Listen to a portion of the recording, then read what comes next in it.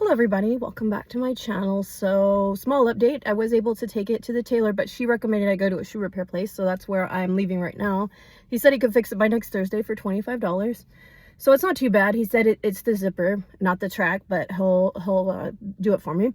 So that's good news. And it was a little bit hard to find actually because it's near a place that it's kind of like on the side of the road, but I told him he should probably get neon signs. Another lady agreed with me. I'll probably leave a good review for them when I get my bag back, which will be sometime next week. I also wanted to do a review of the Lifetime movies that I watched yesterday. So one is called A Friend to Die For, Death of a Cheerleader. It was like a murder, kind of like a murder mystery. And Kelly Martin plays the lead role, and Tori Spelling, I'd say they're both the lead role in this film, and it's based on a true story.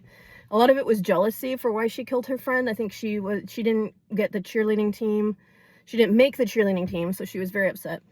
And she worked really hard. I think her grades were good and everything, but she was upset because she felt like her friend got more, and then she was saying mean things in front of their friends, and she snapped one night. I think she got less time in jail because she was a minor when it happened, and she did turn herself in. I think you have to be really careful to let your emotions, there's other ways to vent or healthy things to do if you have something like that happen in real life.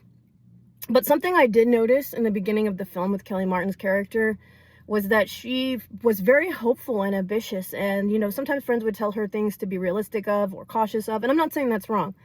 But this kind of reminds me of Princezz Talia, who I watch in Denmark, about why it's important not to overshare. And that's so true. I'm not saying you have to lie either. But sometimes telling too much to your friends or your family is not beneficial. They may be holding you back.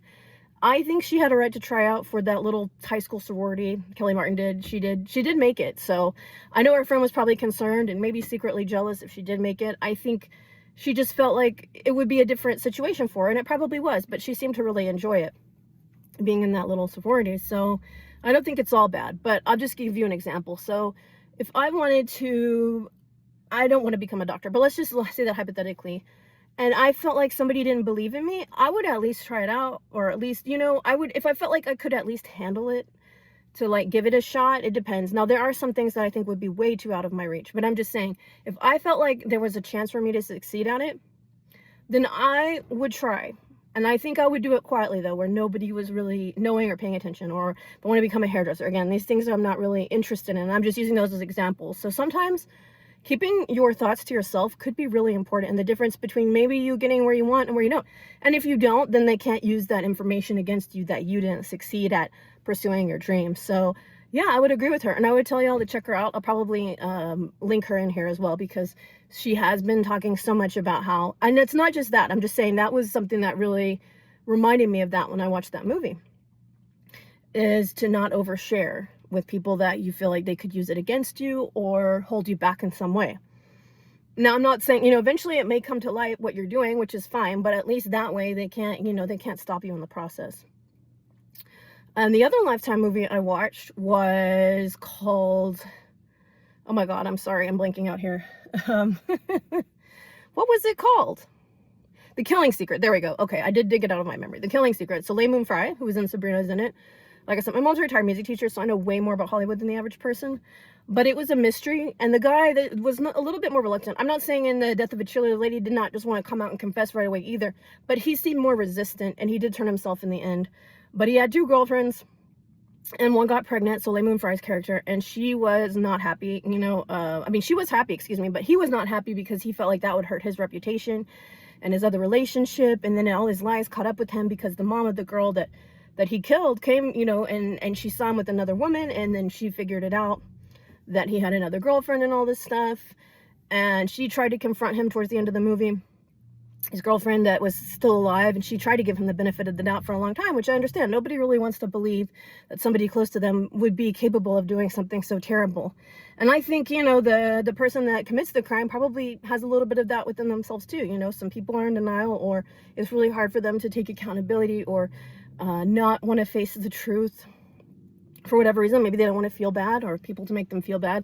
But yeah, I think there's the truth, and then the way that person presents it, is not always fair to the victim, I think, in this case. But yeah, I think it had a good ending. It did leave some closure because he turned himself in, and I do think he served a lifetime sentence in prison because he was an adult and not a minor like Death of a Cheerleader.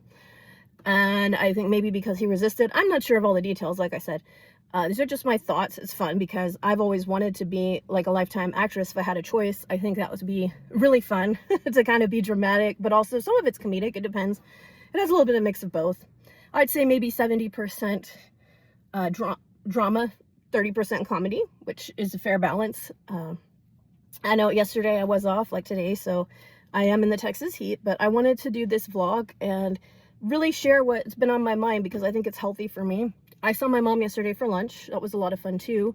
We went to a Greek restaurant and I told her I think it's really important for me to have a life outside of my home because sometimes I've struggled with that. Not lately, but I mean, I think in the past I have gotten a little bit too comfortable, and I know with rent prices and everything, it's easy to want to stay home, but I think, and I have had visitors come sometimes, but I think I'm trying to put myself back out there. You know, I've gotten to know some of the neighbors and some people that I used to work with. I went to lunch with them. So I think it's good that I am trying to push myself a little bit to be, you know, more outgoing and doing certain things in the community for myself and not to be at home all the time. Now, I think there's a balance. But yeah, so those are some of the things that have been going on lately in my life. I might do a reaction video later, nothing bad. I really am craving a hard-boiled egg because of a video